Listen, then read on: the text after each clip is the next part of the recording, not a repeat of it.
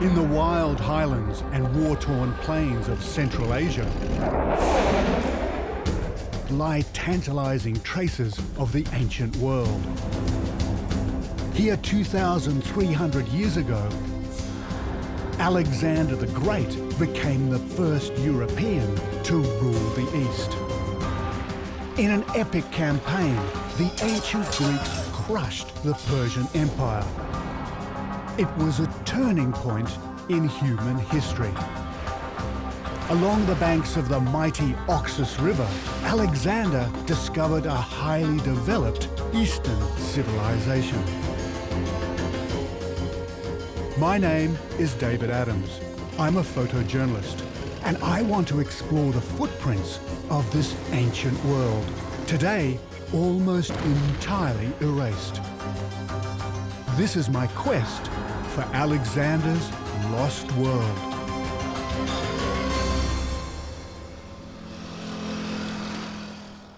Like Alexander and his army, I'm venturing into hostile and challenging territory to find a trace of one extraordinary city. Oh, wow. Alexander is reputed to have founded beside the river Oxus. Well, I'm actually standing in a Greek amphitheater. And in 250 BC, Greek plays were being performed here to crowds of up to 5,000 people. I'm going to explore a series of ruins that may hold the key, both to Alexander's lost city and to an astonishing civilization that flowered here thousands of years before the Greeks arrived. This is the story of how the Greeks built a dazzling eastern capital in a remote corner of Afghanistan, the city of Lady Moon. Alexander the Great is the iconic hero of ancient Greece. In a series of victories, Alexander crushed his Persian enemy, Darius III, and claimed for himself the title of Emperor of the East. But Alexander's conquest in Central Asia may not have been all it appears. I want to separate the fact from the fiction. As Alexander pushed his way deeper into Persian territory, he came up against intense resistance. In the kingdoms of Bactria and Sogdia, local tribes fought his army in pitched battles every step of the way. It took all the Greeks' resources just to garrison the territory they'd claimed.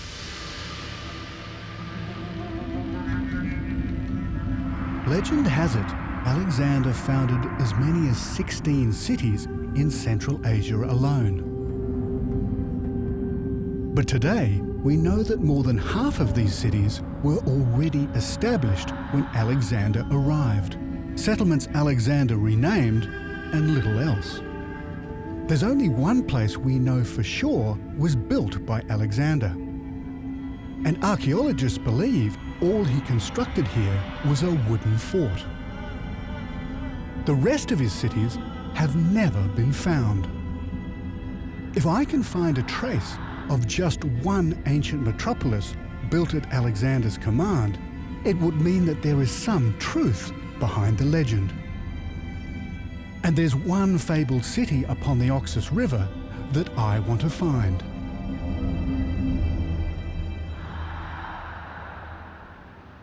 I'm following the tracks of Alexander into Afghanistan.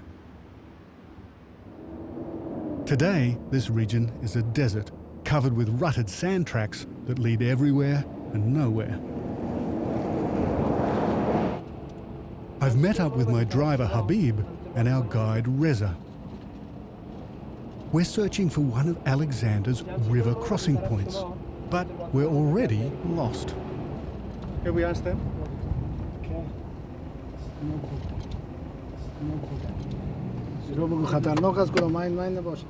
And hopefully these guys are going to know where the crossing is. Salam alaikum.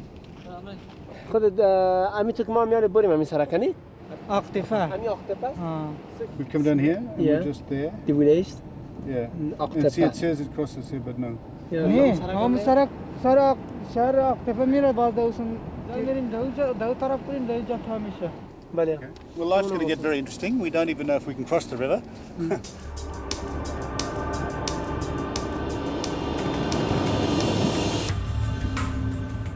We're heading west to find the ancient ruin of Kaizau. It sits upon the confluence of the Oxus and its largest tributary, the Kunduz River. This was once a strategic defence post in the land of Bactria, and there's a chance this could be the place Alexander built his famous city, Alexandria, on the Oxus.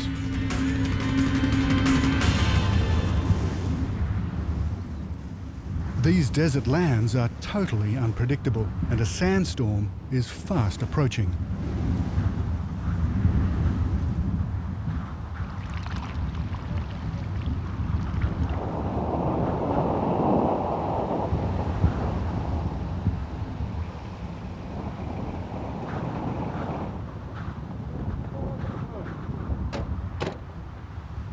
Well, we've made the river and the boat's here, but we've now got this big sandstorm. So it's hard to say what's going to happen. We'll probably get through, but it means it's going to get dark really quick. The ruins of Kaizal lie out on the edge of this delta, and it hasn't been explored by outsiders for decades. Nowadays, this is a Taliban problem area, and the crossing is guarded by local police. But our immediate problem isn't the Taliban, it's getting across.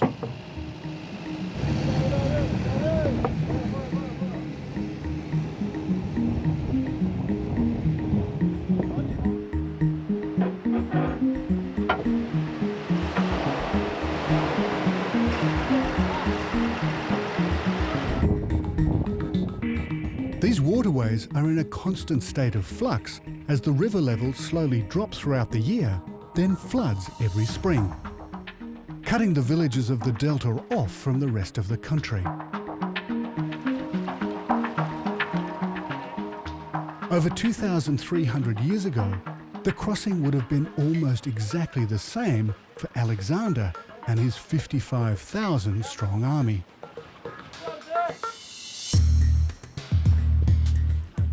On their 3-year-long campaign through Central Asia, they braved this harsh, constantly changing environment and hostile tribes.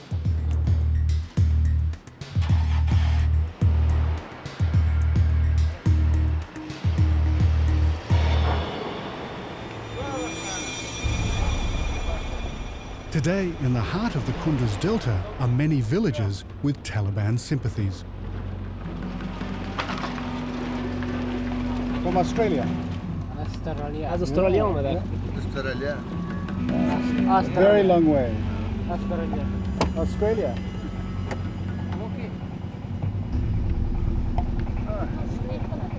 We're escorted to the police post and an audience with the local commander. He's expecting us, but he's got no idea why a foreigner has come out here. And it takes a bit of explaining. You can tell them this is a program you can get. I don't know if they know Google. They? Yeah, these guys. They know, they don't Okay. know. They To don't- explain what this is not military. Okay? Yeah. You can on your computer, you can have this program, Yeah. and it's made up of lots of different satellites, and we can zoom down. But you can explain it to them how I have this photo. Oh, yeah, that's right. Because they might be wondering why. They probably think I'm a spy, you see, and that's all it is. It's just a printout from Google Earth. Yeah. But here, this is pretty revolutionary to be able to look in on a place like this. So I'm just wanting to reassure them that I'm not a spy. در واقع مردم تشویق کنیم که بیاین اینجا ببینن. مردمای دیگر تشویق کنیم بیاین جای شما رو ببینن. در استقامت پر میکنیم میگن که راتی که بود کدام خدمتی که بود ما در خدمتتون هستیم. Eventually, we gain the commander's trust and get the all clear to explore Kaazal. Habib, our driver, makes a few adjustments just to keep at least some of the dust out of the engine. Out here, breakdowns are not an option.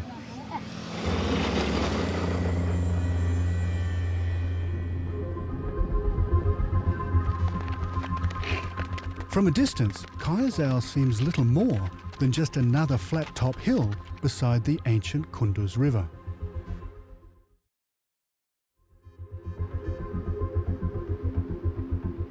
It's not until you reach the first line of battlements that you start to get an idea of the size of Kaazal. Its walls are more than 6 kilometres long. The ruins of a fortified citadel, or arg, are clear to see. Well, this place is enormous. Even after the rivers actually come through here and gouged out part of the fortifications, you can see that it really would have repelled all comers. But the riddle is, who built it? What it's pointing to is that the Greeks built it. These huge great squares, and then this enormous arg that would have sat up above here.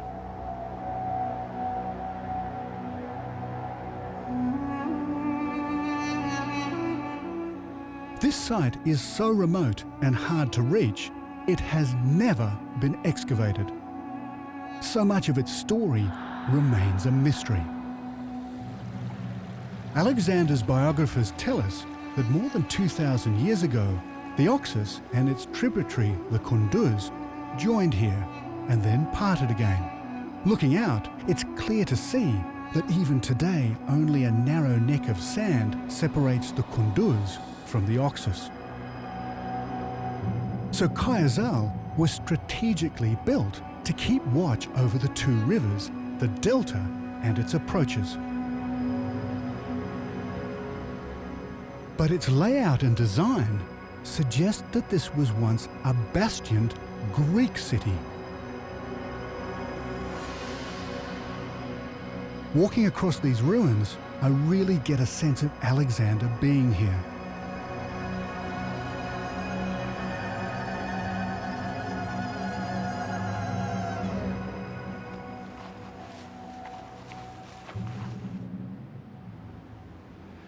You know, one of the things about climbing over places like this is you're actually climbing through history. And as you move around, you could think back to what it would have been like living on this river, perhaps as a Greek stationed here for the rest of your life. I don't know if it would have been soul-destroying or uplifting. It was a totally different world for them and me.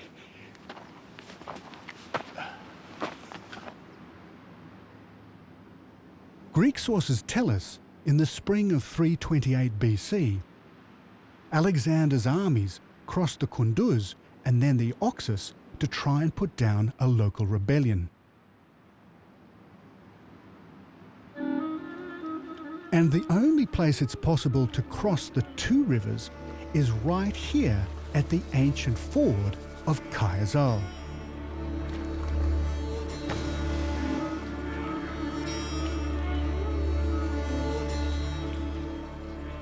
This could be Alexander's city, but there's a problem.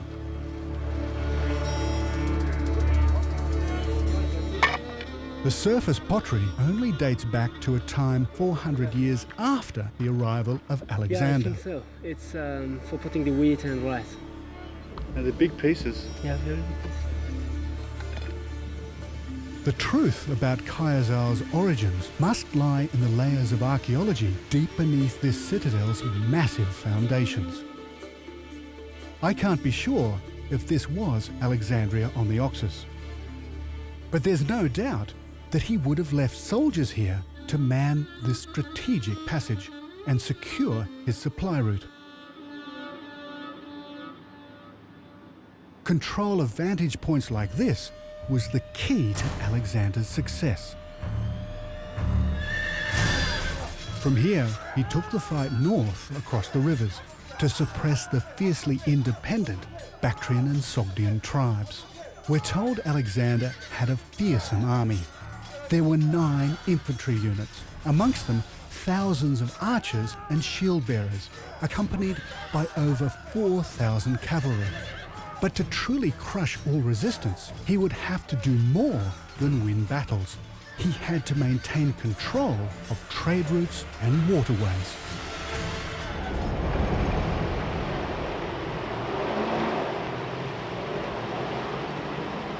For the Greek troops left behind to garrison local towns and villages, life would have been similar to that of these Afghan policemen today. That's very good. Welcome. Welcome to Kaizau. Thanks. Hello. We're staying in their barracks for the night. Oh, this is great. This is fine. Yeah. Yeah. Yeah. So, We'll get the bag. The policemen are not from around here. They're recruited from other parts of the country for a very good reason. Here, the law of the land is still dominated by tribal politics. It would be impossible for a local not to be drawn in to a web of intrigue and corruption. So the police are outsiders in this community, just like Alexander's men 2,300 years ago.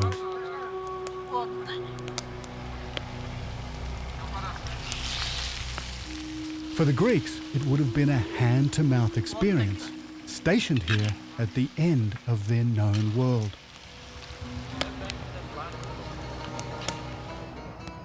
Just a small unit, a daunting 4,000 kilometres from their Mediterranean homeland. They had no choice but to make alliances with Bactrian and Persian chieftains.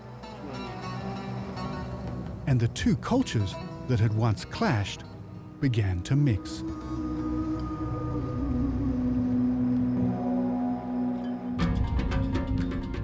So far, we've followed the route of Alexander's army to Kaizau. But I'm not sure that this little-known ruin could ever have been more than just a Greek garrison in Alexander's time. Now, I want to explore a place that's far more famous. It's a site called Aihanum, an Arabic name meaning the city of Lady Moon.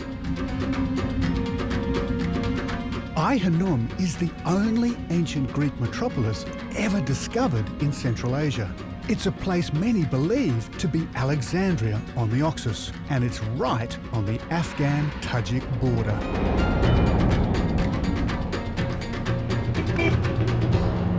After a secure night at the police barracks, we're back on the move. I've met up with Jamshid, a local guide. It's just so green. I hadn't expected it to be so fertile here.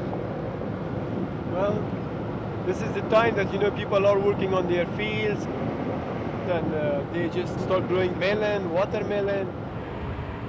Our next challenge is a formidable one. Aihanum is right in the forbidden military border zone. It's so highly protected, we first have to stop at the nearby city of Talakan to get special permission from the governor of the province.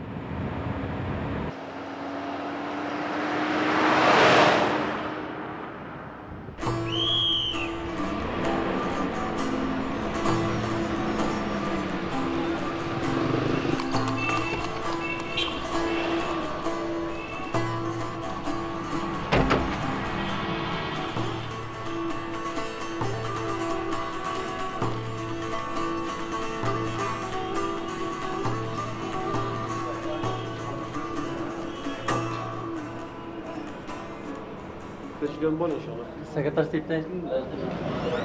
Good morning. Good morning. How are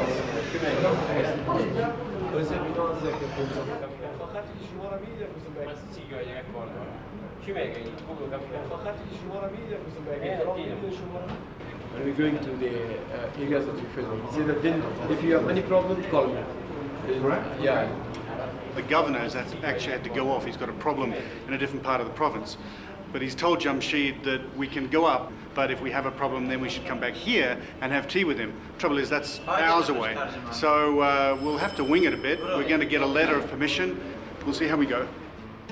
The wheels of bureaucracy do turn, but at a leisurely Afghan pace. This is one part of my journey that Alexander definitely wouldn't have had to do.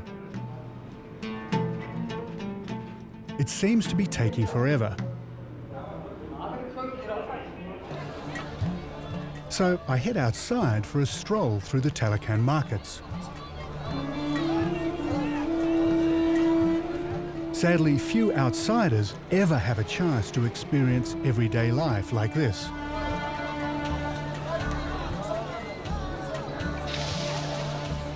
The threat of attack on Westerners makes it almost impossible.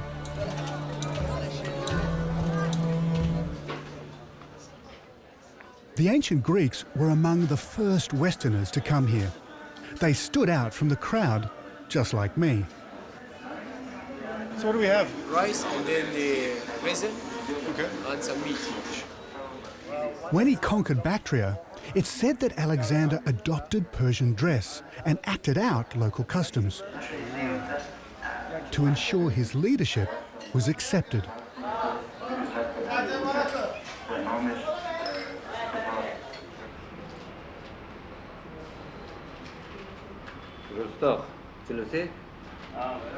Okay, you have got our. Well done. Bunch We of need all papers. these? Yes, we need all place you traveling. We need one paper for the people. That's for the police and for the government. Police, for Okay. government. Well done.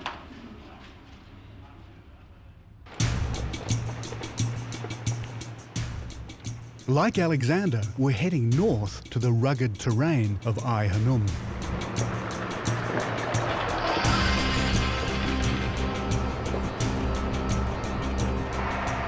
This is one of the poorest regions of Afghanistan. In this arid landscape, only the river valleys can sustain life.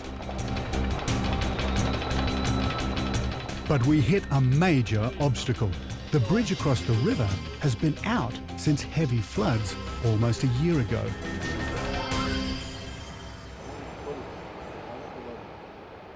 We've no option but to head downstream to find another way across.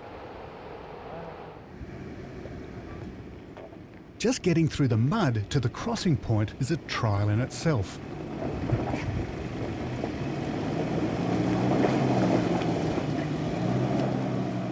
Here the villagers have hit upon a cunning scam. They intentionally keep the road muddy to bog vehicles, then charge to help them out.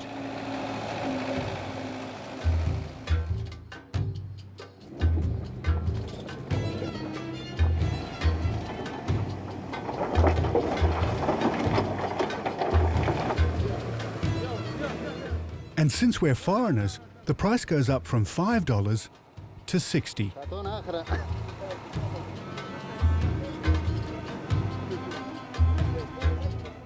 I guess we should have brought our own donkeys. We get hooked up to the tractor, and it looks like we'll be across in no time.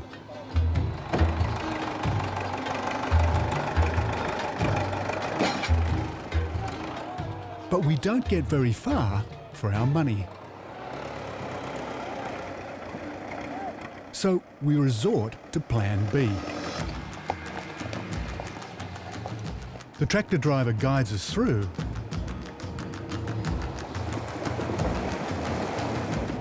and some locals lend a hand.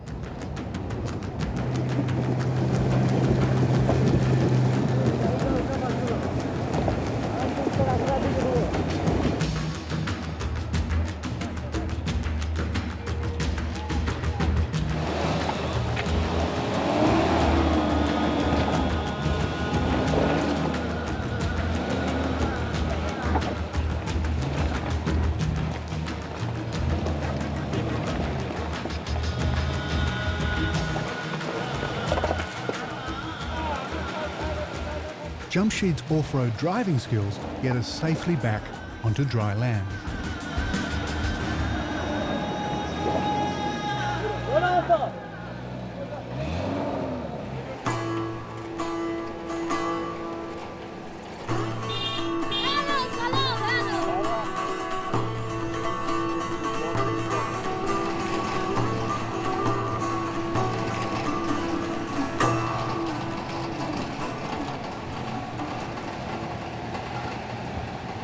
Well, we've been travelling almost all day, done about 3 different police checks, drunk a lot of green tea waiting for our permits, but we're finally here. This is Aihanum, and it's absolutely vast. We haven't had a look at it yet, but it's a whole mountaintop.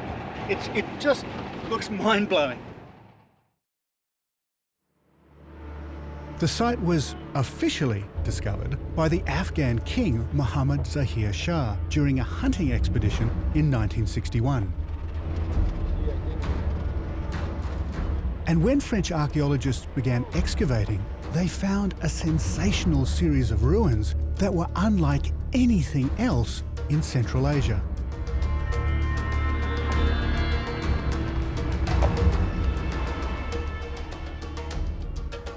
We set up camp above the Oxus next to the border post. It's quite likely that a division of Alexander's army set up camp right here too. This would have been a strategic position guarding the river crossing into Sogdia. Across the river is Tajikistan. Ever since the Soviet occupation in the 1980s, this has been one of the most heavily defended borders in Asia.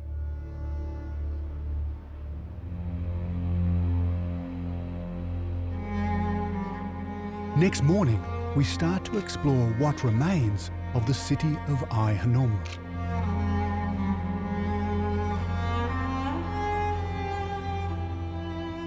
The first thing we spot are the scars in the earth, made not by ancient hands, but treasure hunters and modern conflict. In 2001, this region was the front line between the Afghan Northern Alliance and the Taliban. Trenches and tank dugouts are still clear to see. The Taliban never succeeded in taking northeastern Afghanistan. Aihanum's ancient defences were too formidable. These ramparts seem just as impenetrable today as they would have been in ancient times. It looks like a barren borderland, but 2,000 years ago, this was a huge classical city. If you look closely, there's the imprint of magnificent structures all around. Well, I'm actually standing in a Greek amphitheatre. And in 250 BC, Greek plays were being performed here to crowds of up to 5,000 people. Behind me is what remains of Aihanum, Lady Moon, a Greek city 4,000 kilometres from Athens. It's astonishing to think that all the way out here in Afghanistan, this was a Greek settlement. Here people would gather to be entertained, as traditional Greek comedies and Olympian games were played out in this immense amphitheatre.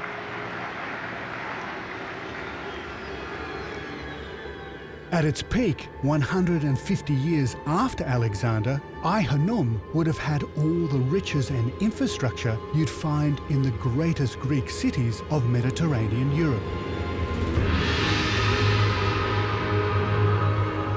It stretched along the river for over 2 kilometres. There could have been about 10,000 people living here. Many were Greek colonists, and here they built a place that reinforced their Greek origins. Walking through the city gates, it would have been an awesome sight.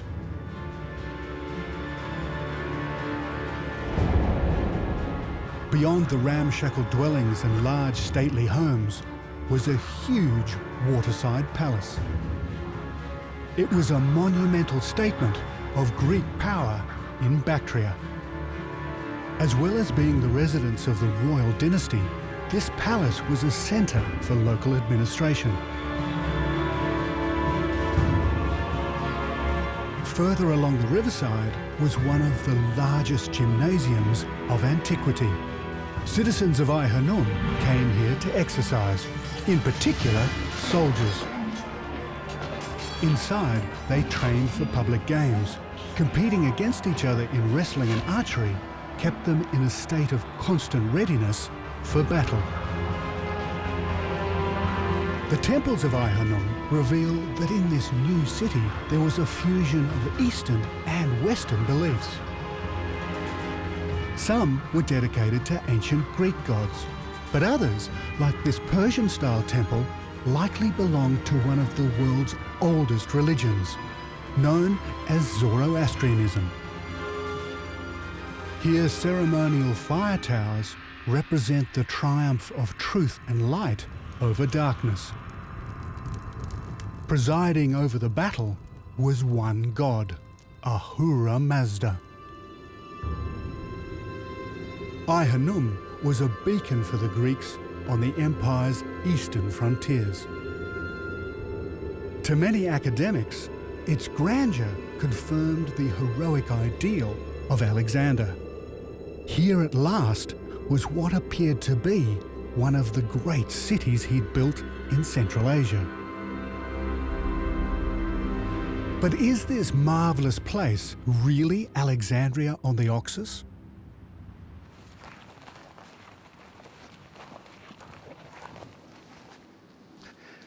So here, in the only Greek city ever discovered in Central Asia, do we see the hand of Alexander? Well, apparently not. Archaeologists can't quite agree when major construction began here, but they think it's around 280 BC. Now that's nearly 50 years after Alexander came through here. For 200 years, this was a vibrant capital of the East, a satellite of Greek custom and learning. But Alexander couldn't have built Aihanum. After nearly 3 years of almost constant warfare, in the summer of 327 BC, Alexander left Bactria with the bulk of his army. 4 years later, he would be dead, and the forts and cities he'd briefly conquered were quickly abandoned. So who did build Aihanum, and why? The origins of this place are still shrouded in mystery. And it's because a huge amount of the archaeology has simply been erased. You know, every day in the fields outside Aihanum, astounding discoveries are made by farmers like Khalil here. They find coins, they find gold, and sometimes even statues. But the great problem is, what does he do with it? Because in Afghanistan now, it's totally illegal to trade in antiquities. If he keeps them, he could be arrested. If he sells them, he could be arrested. But there's no agency at the moment that he can give them to where he knows that they are actually going to be held for the people of Afghanistan to view them. Until that day, it'll remain in the black market, and the treasures of Afghanistan will go across the borders into Pakistan and around the world. Some artefacts have survived the black market, and I've heard that a local chief has filled his tea house with artefacts from Aihanum.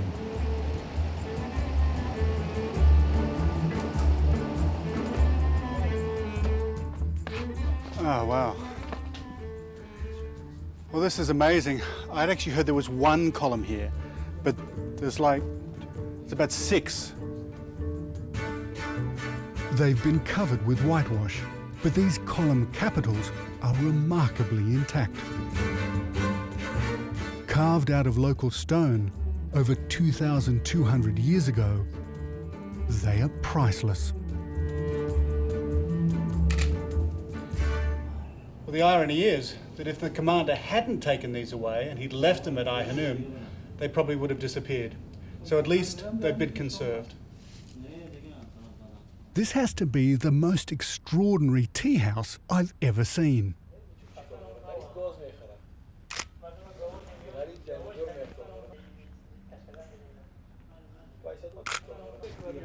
The commander has certainly picked some fantastic pieces. But what he hasn't noticed is that all these columns are now upside down. In ancient Greece, Corinthian-style capitals would have been high up by the ceiling. So, if not Alexander, who could have summoned the resources and manpower to create a whole Greek city from scratch? After Alexander died, at the age of just 33, his military commanders carved up the empire he'd created. One general, Seleucus, would command an enormous kingdom that stretched from the eastern Mediterranean all the way to Bactria. Seleucus kept control of the lucrative trade routes that crossed the lands Alexander had conquered. Caravans carted precious cargo like gold, gemstones and cotton from India in the east through Bactria all the way to Greece in the west. And the revenue would have been enough to endow the great city of Aihanum, the capital of this growing province. And if Aihanum was built by Seleucus decades after Alexander's departure, there is no way it could be the lost city I'm looking for.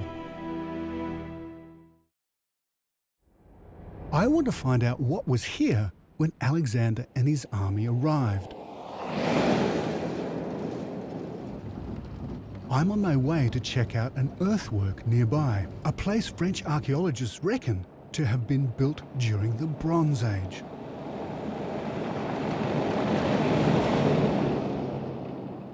And what I find is magnificent.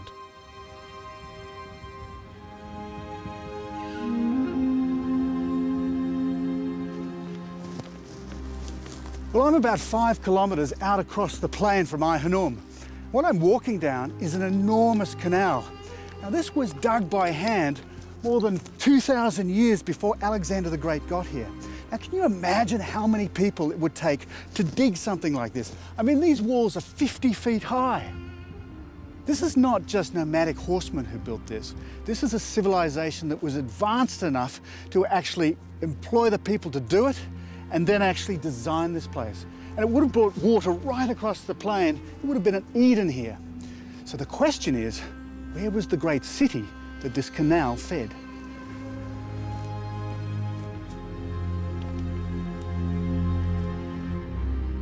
It's not only the canal that has changed.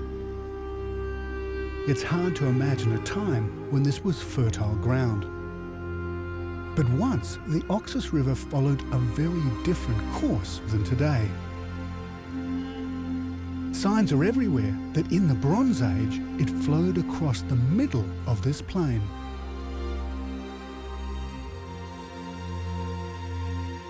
Irrigation systems fed a series of villages and farms that flourished here. To date, only one has been excavated, and it's called Shortugai. Well, I know this place doesn't look like much, but in fact it's incredibly important. It was excavated by a French archaeologist named Frankfurt just before the Soviets came in. And what he discovered was this place was Bronze Age. It's more than 4,000 years old. But what was really exciting was that he found that this was an Indian trading post right here on the Oxus.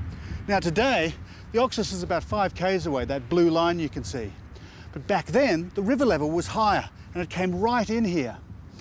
And so, this being an Indian trading post puts a whole new spin on everything.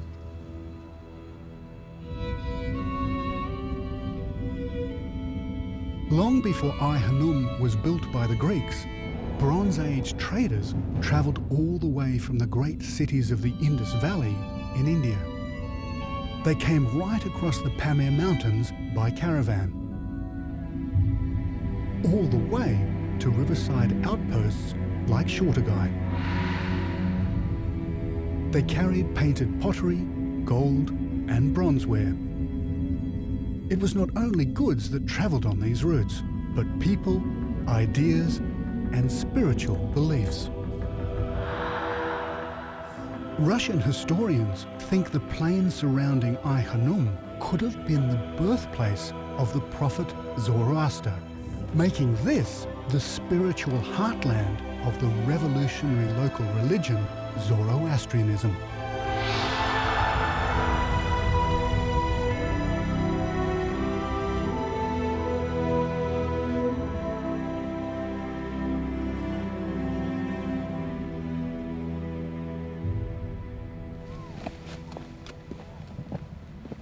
But if this is true, there must have been a great citadel defending it. To find out more, I visit a man who knows this place better than anyone. General Khalil Halik looks after the 125-kilometre stretch of the Oxus River that runs alongside Aihanum. It turns out the general's passionate about the history of this area. He tells me that there's evidence all around the barracks we're sitting in. French archaeologists found surface shards thousands of years old. It's actually called Konyakala, and as a customs post, well, it's not a bad position here on the river. But when the French came here in the 1980s, they only had a cursory look. They knew it was Bronze Age, but then they went back to Aihanum. But what's got me thinking is that Shorter Guy, that Indian trading post, is also Bronze Age. So it's given me an idea. But to have a look at that, we need to get a bird's eye view. From the air, there's a clear footprint of a large structure, but it looks incomplete. The outer walls end abruptly at the riverbank. It seems most of the inner defences and the citadel have been swept away by the river. But if you fill in the blanks, this is what Konyakala originally looked like. A huge Bronze Age fortified town, over 1 kilometre wide and 3 kilometres in circumference. I believe that 2,000 years before Alexander, this was the capital of a highly advanced trading settlement beside the Oxus, and the holy city of the prophet Zoroaster. So how did Konyakala get wiped out? Well, I think it's quite clear that the Oxus has changed its course and then swept right in here and taken away more than half of the citadel. The question is, what could have caused the Oxus to flood so much that it had the power to take this away? The Oxus flows through a highly active seismic region. There have been more than 6,000 major earthquakes here in the last 1,500 years alone. Geophysicists now believe that in 2200 BC, a series of earthquakes laid waste to the Bronze Age world. These quakes were powerful enough to burst an ice dam hundreds of kilometres upstream.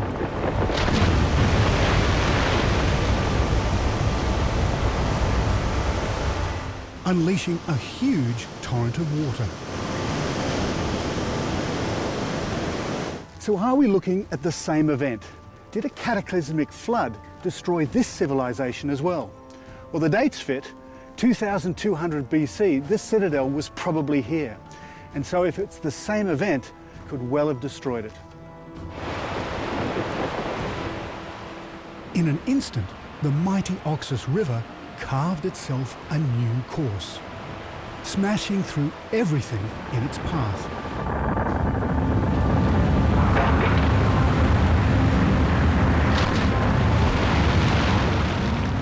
It ripped Konyakala apart. By the time Alexander arrived, only a fragment of this ancient city remained. But it was still Zoroastrian holy ground. I believe Alexander conquered Konyakala because of its spiritual and strategic importance. He then renamed it Alexandria on the Oxus. And 50 years later, his successors constructed their own sacred Greek city next to the old, the place we know today as Aihanum, the city of Lady Moon.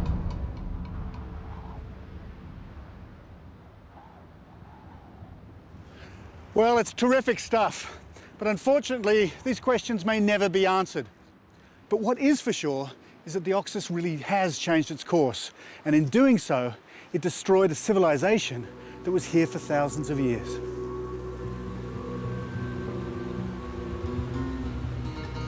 At last, I've started to unravel the mystery of Alexander's lost city. Through the ages, the legend of Alexander has become larger than life.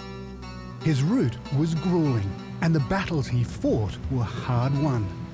It's now clear to me that Alexander had neither the time nor the resources to build 16 cities along the way. Many of the cities he conquered were already highly advanced settlements when the Greeks arrived. When Alexander took over, these places were simply renamed in his honour. He did create his own forts and would have re-engineered city defences, but there's no sign of the great Alexandrian cities of legend, not even on the Oxus.